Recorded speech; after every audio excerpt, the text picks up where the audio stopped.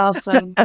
It's so funny how we find ourselves, I think that's been the fun part as Cindy and I have had a chance to talk to all of our incredible guests is just how they get where they are, because rarely is it, well, I set out to be a data scientist, or I set out to be in change management or to do this, to do that. It's always just kind of funny that there's something along the path that makes you go, that curiosity, right? It kind of really plays a big role. So no, I think I love that. Well, I'm kind of curious your perspective on how government agencies can modernize their data-driven HR practices, even without, because not all of them have the technology in place to be able to do that. So what are some simple steps that HR practitioners can take to do that? So I think it would really start with understanding what data they do have access to. Okay. Right. Now, I'm sure they're using some sort of system somewhere that has data in it. What is that data? What can they potentially do with that data?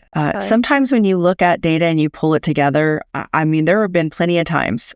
I will tell you, when I was a payroll managing payroll and doing payroll stuff, we had a ton of historical corrections coming in, meaning we weren't getting employee time on the time card to pay them in time, and we were having to go back and fix it. Right. And I was adamant that the number of historical corrections were coming from time cards that employees weren't approving because they weren't looking at it. Right. So if they weren't looking at it, then they wouldn't realize that their time wasn't on that time card to actually get them paid within that 2 weeks.